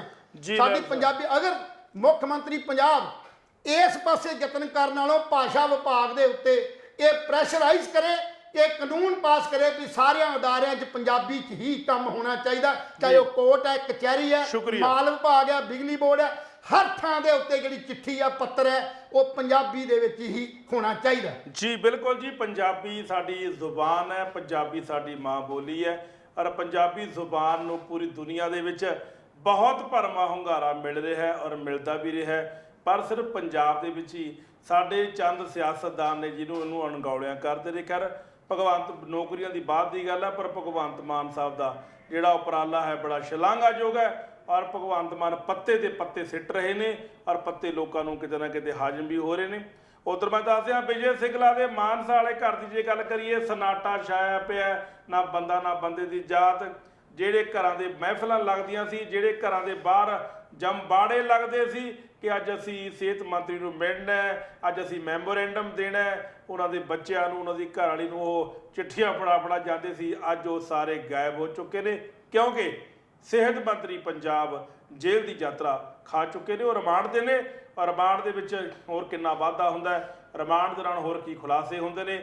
ਉਹਨਾਂ ਦਾ ਪਰਿਵਾਰ, ਸਿੰਗਲਾ ਸਾਹਿਬ ਦਾ ਪਰਿਵਾਰ ਜਿਹੜਾ ਕਦੋਂ ਪ੍ਰੈਸ ਅੱਗੇ ਆਉਂਦਾ ਹੈ, ਕਦੋਂ ਪ੍ਰੈਸ ਕਾਨਫਰੰਸ ਕਰਦਾ, ਇਹ ਆਉਣ ਵਾਲਾ ਸਮਾਂ ਦੱਸੂਗਾ। ਲੇਕਿਨ ਗਰੰਟੀ ਹੈ ਵੀ ਸਿੰਗਲਾ ਦੀ ਗ੍ਰਿਫਤਾਰੀ ਤੋਂ ਬਾਅਦ ਬਹੁਤ ਸਨਸਨੀਖੇਜ਼ ਖੁਲਾਸੇ ਹੋਣ ਵਾਲੇ ਨੇ, ਚਾਹੇ ਉਹ ਪਰਿਵਾਰ ਕਰੇ, ਚਾਹੇ ਸਿੰਗਲੇ ਦੇ ਸਮਰਥਕ ਕਰਨ, ਜਾਂ ਫਿਰ ਕੋਈ ਆਮ ਆਦਮੀ ਪਾਰਟੀ ਦਾ ਕੋਈ ਹੋਰ ਵਿਧਾਇਕ ਕਰੇ। ਪਰ 92 ਦੇ ਵਿੱਚੋਂ 2 ਵਿਧਾਇਕ ਆਊਟ ਹੋ ਗਏ ਨੇ, 90 ਦੀ ਗਿਣਤੀ ਰਹਿ ਗਈ ਹੈ।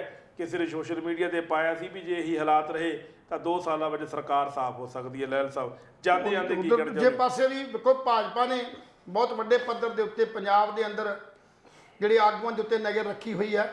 ਸੋ ਉਹਦੇ 'ਚ ਕਾਂਗਰਸ ਦੇ ਬਹੁਤ ਵੱਡੇ ਜਿਹੜੇ ਵਿਧੇ ਆਗੂ ਨੇ, ਉਹ ਪਤਾ ਨਹੀਂ ਕਦੋਂ ਕਿਹੜੇ ਵੇਲੇ ਜਿਹੜਾ ਪਾਸਾ ਪਲਟਣ ਨੂੰ ਤਿਆਰ ਹੋਏ ਨੇ। ਉਧਰੋਂ ਆਮ ਆਦਮੀ ਪਾਰਟੀ ਦੀਆਂ ਵੀ ਸ਼ਿਕਾਇਤਾਂ ਬਹੁਤ ਵੱਡੇ ਪੱਧਰ ਤੇ ਨੇ। ਕਨਸੋਆਂ ਇਹ ਨੇ ਵੀ ਆਉਣ ਵਾਲੇ ਸਮੇਂ ਦੇ ਵਿੱਚ ਵੀ ਆਮ ਆਦਮੀ ਪਾਰਟੀ 'ਚੋਂ ਵੀ ਔਰ ਕਾਂਗਰਸ ਦੇ ਵਿੱਚੋਂ ਵੀ ਉਹ ਜਿਹੜੇ ਮੰਤਰੀ ਪੱਧਰ ਦੇ ਜਿਹੜੇ ਨੇ, ਉੱਪਰਲੇ ਪੱਧਰ ਦੇ ਜਿਹੜੇ ਆਗੂ ਨੇ, ਉਹ ਜਿਹੜੇ ਇਹਨਾਂ ਪਾਰਟੀਆਂ ਨੂੰ ਛੱਡ ਕੇ ਭਾਜਪਾ ਦਾ ਜਿਹੜਾ ਪੱਲਾ ਫੜਨ ਜਾ ਰਹੇ ਨੇ। ਸੋ ਚੰਗਾ ਹੋਵੇ ਜੇ ਪੰਜਾਬ ਦੇ ਲੋਕ, ਪੰਜਾਬ ਦੀ ਜਿਹੜੀ ਵਜ਼ਾਰਤ ਹੈ ਉਹ ਪੰਜਾਬ ਦੇ ਲੋਕਾਂ ਦੇ ਭਲੇ ਲਈ ਕੰਮ ਕਰੇ, ਕਿਉਂਕਿ ਬਹੁਤ ਵੱਡੀਆਂ ਆਸਾਂ ਜਿਹੜੀਆਂ ਪੰਜਾਬ ਦੇ ਲੋਕਾਂ ਨੇ ਲਾਈਆਂ ਸੀ, ਅਜੇ ਬਹੁਤ ਅਧੂਰੇ ਜਿਹੜੇ ਕਾਰਜ ਸਾਡੇ ਪਏ ਨੇ, ਕੀਤੇ ਵਾਅਦੇ ਇਹਦੇ ਜਿਹੜੇ ਨੇ ਅਜੇ ਪੈਂਡਿੰਗ ਨੇ। ਔਰ ਸੋ ਜਿੰਨੀਆਂ ਵੀ ਸਾਡੀਆਂ ਮੁਲਾਜ਼ਮ ਧਿਰਾਂ ਨੇ ਜਾਂ ਜਿਹੜੀਆਂ ਸਾਡੇ ਬੇਰੁਜ਼ਗਾਰ ਅਧਿਆਪਕ ਨੇ, ਉਹ ਨਿਤ ਦਿਨ ਜਿਹੜੀਆਂ ਸੜਕਾਂ ਦੇ ਉੱਤੇ ਜਿਹੜੇ ਧਰਨੇ ਤੇ ਰੈਲੀਆਂ ਕਰ ਰਹੇ ਨੇ। ਕੁਝ ਬੰਦਿਆਂ ਇੱਕ ਨੇ ਪਾਇਆ ਸੀ ਵੀ ਧਰਨੇ ਜਿਹੜੇ ਆ, ਇਹ ਜਿਹੜੇ ਦੂਜੇ ਜਿਹੜੇ ਜ਼ਿਮੀਂਦਾਰ ਜਿਹੜੇ ਕਿਸਾਨ ਆ, ਉਹ ਧਰਨੇ ਤੇ ਲਾਉਂਦੇ ਨੇ, ਉਹ ਆਪਣੀਆਂ ਮੰਗਾਂ ਕਰਦੇ ਨੇ, ਪਰ ਕਦੇ ਕਿਤੇ ਆਮ ਬੰਦੇ ਨੇ ਜਿੱਦਾਂ ਕਿ ਤਰਖਾਨ ਹੋਏ, ਨਾਈ ਹੋਏ, ਮੋਚੀ ਹੋਏ, ਦੂਜੇ ਇਹਨਾਂ ਕਦੇ ਧਰਨੇ ਨਹੀਂ ਲਾਏ। ਮੈਂ ਉਹਦੇ ਬੰਦੇ ਨੂੰ ਪੁੱਛਣਾ ਵੀ ਇਹ ਤੇ ਸਾਡੀ ਮਜ਼ਦੂਰਾਂ ਤੇ ਕਿਸਾਨਾਂ ਦੀ ਲੜਾਈ ਸਾਂਝੀ ਹੈ। ਜਿੱਥੇ ਅੱਜ ਮਜ਼ਦੂਰ ਦੁਖੀ ਆ, ਉੱਥੇ ਕਿਸਾਨ ਵੀ ਦੁਖੀ ਆ, ਉੱਥੇ ਮੁਲਾਜ਼ਮ ਵੀ ਦੁਖੀ ਆ। ਇਹ ਕਦੇ ਵੀ ਵਖਰੇਵਾਂ ਜਿਹੜਾ ਬਾਕੀ ਸਰਕਾਰਾਂ ਪਾਉਂਦੀਆਂ ਨੇ ਨਾ, ਇਹ ਜਾਤਵਾਦ ਦਾ ਇਹ ਵਖਰੇਵਾਂ ਜਿਹੜਾ ਬਹੁਤ ਮਾੜਾ ਹੈ। ਚੰਗਾ ਹੋਵੇ ਜੇ ਉਹ ਸਾਰੇ ਲੋਕ ਆਪਣੇ ਆਪ ਨੂੰ ਕਿਸਾਨੀ ਤੇ ਮਜ਼ਦੂਰ ਸਮਝਣ। ਜਿਹੜਾ ਵੀ ਕੋਈ ਕੰਮ ਆਪਣਾ ਵਪਾਰ ਕਰਦਾ ਜਾਂ ਕੋਈ ਆਪਣੇ ਹੱਥੀਂ ਕੰਮ ਕਰਦਾ, ਉਹ ਸਾਰੀ ਇੱਕ ਹੀ ਜਮਾਤ ਹੈ, ਇੱਕ ਹੀ ਕਲਾਸ ਹੈ, ਔਰ ਉਹ ਸਾਰੀਆਂ ਜਮਾਤਾਂ ਜਦ ਤੱਕ ਸੰਘਰਸ਼ ਦੇ ਰਾਹ ਨਹੀਂ ਪੈਣਗੀਆਂ ਤਦ ਤੱਕ ਕੋਈ ਸਰਕਾਰ ਸਾਨੂੰ ਜਿਹੜਾ ਉਹ ਸਾਡੇ ਹੱਕ ਨਹੀਂ ਦੇ ਸਕਦਾ। ਸੋ ਚੰਗਾ ਹੋਵੇ ਜੇ ਲੋਕਾਂ 'ਚ ਇਹ ਵਖਰੇਵਾਂ ਨਾ ਪਾਇਆ ਜਾਵੇ, ਇਹ ਲੜਾਈ ਨਾ ਕਿਸਾਨਾਂ ਤੇ ਮਜ਼ਦੂਰਾਂ ਦੀ ਅੱਡ ਨਾ ਕਰਕੇ ਵੇਖੀ ਜਾਵੇ। ਇਹਨਾਂ ਨੂੰ ਸਾਂਝੀ ਲੜਾਈ ਬਣਾ ਕੇ ਜਿਹੜਾ ਉਹ ਰੱਖਣਾ ਚਾਹੀਦਾ। ਤੇ ਕਿਸਾਨ ਜਥੇਬੰਦੀਆਂ ਨੂੰ ਵੀ ਬੇਨਤੀ ਹੈ ਕਿ ਉਹ ਵੀ ਆਪਣੀਆਂ ਮਜ਼ਦੂਰਾਂ ਦੀਆਂ ਜਿਹੜੀਆਂ ਸਾਂਝੀਆਂ ਜਥੇਬੰਦੀਆਂ ਨੇ, ਮਜ਼ਦੂਰਾਂ ਨੂੰ ਨਾਲ ਲੈ ਕੇ ਚੱਲਣ। ਉਹਨਾਂ ਦਾ ਵਿਰੋਧ ਇਹ ਨਾ ਹੋਵੇ ਵੀ ਕਿਸਾਨ ਇਕੱਲੇ ਤੌਰ ਤੇ ਜਿਹੜੇ ਅਸੀਂ ਉਹਨਾਂ ਦੀ ਮਦਦ ਕਰਨ ਜਾਂਦੇ ਹਾਂ, ਸਾਡੀ ਮਦਦ ਤੇ ਨਹੀਂ ਆਉਂਦੇ। ਔਰ ਸਾਂਝੇ ਰੂਪ ਜਿਹੜੀ ਲੜਾਈ ਹੈ ਉਹ ਵਿੱਢ ਕੇ ਸਰਕਾਰਾਂ ਤੋਂ ਜਿਹੜੇ ਆਪਣੇ ਹੱਕਾਂ ਦੀ ਜਿਹੜੀ ਗੱਲ ਹੈ ਉਹ ਮਨਾਈ ਜਾ ਸਕਦੀ ਹੈ। ਤਾਂ ਹੀ ਆਪਾਂ ਜਿਹੜੇ ਸਰਕਾਰ ਤੋਂ ਮੁਲਾਜ਼ਮ, ਮਜ਼ਦੂਰ, ਕਿਸਾਨ ਇਕੱਠੇ ਹੋ ਕੇ ਆਪਣੀ ਗੱਲ ਜਾਂ ਅਖਵਾ ਸਕਦੇ ਹਾਂ। ਸੋ ਸਰਕਾਰਾਂ ਵੀ ਏਕਤਾ ਨੂੰ ਮੁੱਖ ਰੱਖਦੇ ਹੋਏ ਤੁਹਾਡੀਆਂ ਮੰਗਾਂ ਵੱਲ ਤਾਂ ਹੀ ਧਿਆਨ ਦਿੰਦੀਆਂ ਜੇ ਤੁਹਾਡੀ ਏਕਤਾ ਹੋਵੇ। ਵੱਡੀ ਖਬਰ ਅਪਡੇਟ ਕਰ ਦਈਏ, ਆਪਣੇ ਪੱਤਰਕਾਰ ਚੰਡੀਗੜ੍ਹ ਤੋਂ ਨੇ ਭੇਜੀ ਆ। ਭਗਵੰਤ ਮਾਨ ਸਰਕਾਰ ਨੂੰ ਵੱਡਾ ਝਟਕਾ, ਹਾਈ ਕੋਰਟ ਨੇ ਪੰਚਾਇਤੀ ਜ਼ਮੀਨਾਂ ਤੋਂ ਕਬਜ਼ਾ ਛਡਾਉਣ ਤੇ ਲਾਈ ਰੋਕ। ਕਿਉਂਕਿ ਬਹੁਤ ਲੋਕ ਆਪਾਂ ਪਹਿਲਾਂ ਇਹ ਗੱਲ ਸ਼ਾਇਦ ਤੁਹਾਨੂੰ ਯਾਦ ਹੋਏ 10 ਦਿਨ ਪਹਿਲਾਂ ਇਹ ਗੱਲ ਕਹੀ ਸੀ ਆਪਾਂ। ਇੱਕ ਅੱਧੇ ਮਿੰਟ ਦੀ ਗੱਲ ਕਹਿਣੀ ਹੈ। ਉਧਰੋਂ ਬਿਗ ਬ੍ਰੇਕਿੰਗ ਹੋ ਰਹੀ ਹੈ ਚੰਡੀਗੜ੍ਹ ਤੋਂ। ਟਰਾਂਸਪੋਰਟ ਮੰਤਰੀ ਦੇ ਘਰ ਨੂੰ ਲਗਾਈ ਅੱਗ, ਕੀਤੀ ਭੰਨਤੋੜ, ਕਈ ਇਲਾਕਿਆਂ ਵਿੱਚ ਕਰਫਿਊ ਵਰਗਾ ਮਾਹੌਲ। ਆਂਧਰਾ ਪ੍ਰਦੇਸ਼ ਦੀ ਖਬਰ ਹੈ, ਪੰਜਾਬ ਦੀ ਖਬਰ ਨਹੀਂ ਹੈ। ਔਰ ਹੁਣ ਤਾਂ ਪੰਚਾਇਤੀ ਜ਼ਮੀਨਾਂ ਛਡਾ ਨਹੀਂ ਸਕਦੀ ਸਰਕਾਰ, ਹਾਈ ਕੋਰਟ ਨੇ ਰੋਕ ਲਾਤੀ। ਲਹਿਲ ਸਾਹਿਬ ਇਹ ਉਹਨਾਂ ਲੋਕਾਂ ਨੇ ਜਿੰਨਾ ਮੈਂ ਇਹ ਗੱਲ ਸਾਬਤ ਕਰਦੇ ਹਾਂ ਵੀ ਹਾਈ ਕੋਰਟ ਕਦੇ ਵੀ ਰੋਕ ਨਾ ਲਾਉਂਦੀ ਜੇ ਇਹ ਜ਼ਮੀਨਾਂ ਜਿਹੜੀਆਂ ਜਸਟਿਸ ਕੁਲਦੀਪ ਸਿੰਘ ਨੇ ਲਿਸਟ ਬਣਾਈ ਸੀ, ਜਿਹੜੀ ਲਿਸਟ ਬਣਾਈ ਸੀ, ਉਸ ਲਿਸਟ ਦੇ ਵਿੱਚ ਜਿਹੜੀ ਚੰਦਰ ਸ਼ੇਖਰ ਜਿਹੜਾ ਡੀਜੀਪੀ ਪੰਜਾਬ ਰਿਟਾਇਰ ਹੋਏ ਨੇ ਏਡੀਜੀਪੀ, ਉਹਨਾਂ ਵੱਲੋਂ ਰਿਪੋਰਟ ਜਿਹੜੀ ਜਾਰੀ ਕੀਤੀ ਗਈ ਸੀ ਉਹ ਕੀਤੀ ਸੀ ਮੋਹਾਲੀ ਦੇ ਜੀ ਨਾਲ ਸੰਬੰਧਿਤ ਜਿਹੜੀਆਂ ਸ਼ਾਮਲਾਟ ਜ਼ਮੀਨਾਂ ਜਿਹੜੀਆਂ ਬਹੁਤ ਵੱਡੇ ਧਨਾਡਾਂ ਨੇ ਮੱਲੀਆਂ ਹੋਈਆਂ ਨੇ, ਜਿਨ੍ਹਾਂ ਦੇ ਵਿੱਚ ਅਸੀਂ ਪਹਿਲਾਂ ਵੀ ਕਹਿ ਚੁੱਕੇ ਹਾਂ ਵੀ ਇਹ ਲੱਖਾਂ ਜਿਹੜੇ ਜ਼ਮੀਨ ਜਿਹੜੀ ਆ 50,000 ਏਕੜ ਤੋਂ ਵੱਧ, ਮੇਰੇ ਹਿਸਾਬ ਨਾਲ ਤਾਂ 60-70,000 ਏਕੜ ਹੋਣੀ ਚਾਹੀਦੀ ਹੈ। ਜੀ ਜੀ ਇੰਨੀ ਜ਼ਮੀਨ ਜਿਹੜੀ ਹੈ ਉਹ ਸਾਡੇ ਰਾਜ ਘਰਾਣੇ ਦੇ ਲੋਕਾਂ ਨੇ, ਕਹਿਣ ਦਾ ਭਾਵ ਜਿਹੜੇ ਰਾਜਨੀਤਿਕ ਲੋਕ ਨੇ, ਮੌਜੂਦਾ ਜਾਂ ਜਿਹੜੇ ਸਾਬਕਾ ਐਮਐਲਏ, ਮੰਤਰੀ, ਰਾਜ ਸਭਾ ਮੈਂਬਰ, ਲੋਕ ਸਭਾ ਮੈਂਬਰ, ਸਾਡੇ ਪੁਲਿਸ ਪ੍ਰਸ਼ਾਸਨ ਔਰ ਇੱਥੋਂ ਤੱਕ ਵੀ ਸਾਡਾ ਜਿਹੜਾ ਇਨਸਾਫ ਦਾ ਮੰਦਰ ਹੈ, ਉਹਨਾਂ ਦੇ ਵੀ ਕੁਝ ਜਿਹੜੇ ਨੇ ਸਾਡੇ ਜੱਜਸ ਜਿਹੜੇ ਨੇ ਉਹਨਾਂ ਦਾ ਵੀ ਜਿਹੜੇ ਇਸ ਜ਼ਮੀਨਾਂ ਦੇ ਵਿੱਚ ਧੱਕੇ ਨਾਲ ਕਬਜ਼ੇ ਕੀਤੇ ਹੋਏ ਨੇ। ਔਰ ਉਹਨਾਂ ਕਬਜ਼ਿਆਂ ਨੂੰ ਛਡਾਉਣ ਵਾਸਤੇ ਅਗਰ ਪਹਿਲਾਂ ਉਪਰਾਲਾ ਕੀਤਾ ਜਾਂਦਾ ਤਾਂ ਸ਼ਾਇਦ ਜਿਹੜੇ ਲੋਕ ਜਿਨ੍ਹਾਂ ਦੇ ਕੋਲੋਂ ਥੋੜੀ ਜ਼ਮੀਨ ਸੀ, ਜਿੱਥੇ ਧੱਕੇ ਨਾਲ ਪੁਲਿਸ ਨੇ ਕਬਜ਼ੇ ਕੀਤੇ, ਉਹਨਾਂ ਨੇ ਰੋਸ ਵਜੋਂ ਦੁਖੀ ਹੋ ਕੇ ਹਾਈ ਕੋਰਟ ਦਾ ਦਰਵਾਜ਼ਾ ਜ਼ਰੂਰ ਜਾ ਖੜਕਾਇਆ ਤੇ ਹਾਈ ਕੋਰਟ ਨੇ ਉੱਤੇ ਰੋਕ ਲਾਤੀ। ਅਗਰ ਉਹ ਕਦਮ ਚੁੱਕਿਆ ਜਾਂਦਾ ਪਹਿਲਾਂ ਤੇ ਸ਼ਾਇਦ ਹਾਈ ਕੋਰਟ ਵੀ ਉਹ ਪਾਬੰਦੀ ਨਾ ਲਾਉਂਦੀ। ਸੋ ਇਹਦਾ ਕਾਰਨ ਸਿਰਫ ਇਹ ਆ ਵੀ ਲੋਕ ਸਰਕਾਰ ਦੇ ਖਿਲਾਫ ਆਪਣਾ ਜਿਹੜੀ ਆਵਾਜ਼ ਤੇ ਬੁਲੰਦ ਕਰਦੇ ਰਹੇ। ਜਦੋਂ ਨਹੀਂ ਸੁਣਵਾਈ ਹੋਈ ਤੇ ਆਖਿਰ ਉਹਨਾਂ ਨੂੰ ਹਾਈ ਕੋਰਟ ਜਾ ਕੇ ਇਸ ਗੱਲ ਲਈ ਆਪਣੀ ਦੁਹਾਈ ਦੇਣੀ ਪਈ, ਅਪੀਲ ਕਰਨੀ ਪਈ ਤੇ ਹਾਈ ਕੋਰਟ ਨੇ ਅਪੀਲ ਮੰਨ ਕੇ ਜਿਹੜੀਆਂ ਜਾਇਦਾਦਾਂ ਜਿਹੜੀਆਂ ਸੀ ਉਹਨਾਂ ਤੇ ਰੋਕ ਲਾ ਦਿੱਤੀ। ਜੀ ਸ਼ੁਕਰੀਆ ਲਾਲ ਸਾਹਿਬ। ਉਧਰੋਂ ਅਮਰੀਕਾ ਦੇ ਵਿੱਚ ਬੱਚਿਆਂ ਦਾ ਕਤਲ, 18 ਵਿਦਿਆਰਥੀਆਂ ਸਮੇਤ 23 ਮੌਤਾਂ ਅਮਰੀਕਾ ਦੇ ਵਿੱਚ ਹੋ ਚੁੱਕੀਆਂ ਨੇ। ਔਰ ਉਧਰੋਂ ਬਰਤਾਨੀਆ ਵਿੱਚ ਲੈਕਚਰਾਰ ਨੇ ਕੀਤੀ ਪੱਗ ਬਾਰੇ ਇਤਰਾਜ਼ਯੋਗ ਟਿੱਪਣੀ, ਉਸ ਨੂੰ ਅਹੁਦੇ ਤੋਂ ਹਟਾ ਦਿੱਤਾ ਗਿਆ। ਉਧਰੋਂ ਵਿਕਟੋਰੀਆ ਦਿਵਸੇ ਕੈਲਗਰੀ ਵਿੱਚ 2 ਥਾਵਾਂ ਤੇ ਗੋਲੀਬਾਰੀ, ਇੱਕ ਨੌਜਵਾਨ ਜ਼ਖਮੀ ਹੋ ਚੁੱਕਿਆ। ਔਰ ਜੇ ਆਪਾਂ ਗੱਲ ਕਰੀਏ ਟੋਰਾਂਟੋ ਦੀ ਤਾਂ ਕੈਨੇਡਾ ਵਿੱਚ ਅਲਫਾ ਅਕੈਡਮੀ ਦੇ ਬਾਹਰ ਭਾਰਤੀ ਵਿਦਿਆਰਥੀਆਂ ਦਾ ਪ੍ਰਦਰਸ਼ਨ ਜਾਰੀ ਹੈ, ਨੌਜਵਾਨਾਂ ਦਾ ਭਵਿੱਖ ਖਤਰੇ ਵਿੱਚ ਪਾਉਣ ਦੇ ਲਗਾਏ ਬੱਚਿਆਂ ਨੂੰ ਦੋਸ਼। ਦੋਸਤੋ, ਤੁਹਾਨੂੰ ਸਾਡੀ ਅੱਜ ਦੀ ਚਰਚਾ ਕਿਸ ਤਰ੍ਹਾਂ ਦੀ ਲੱਗੀ? ਆਪਣੇ ਵਿਚਾਰ, ਆਪਣੇ ਸੁਝਾਅ ਸਾਨੂੰ ਜ਼ਰੂਰ ਦੇ ਦਿਆ ਕਰੋ। ਕੱਲ ਫੇਰ ਮਿਲਾਂਗੇ ਕਿਸੇ ਨਵੀਂ ਚਰਚਾ ਦੇ ਨਾਲ। ਤਦ ਤੱਕ ਲਈ ਖੁਦ ਚਰਚਾ ਦੀ ਸਮੁੱਚੀ ਟੀਮ ਨੂੰ ਇਜਾਜ਼ਤ ਦਿਓ। ਰੱਬ ਰਾਖਾ।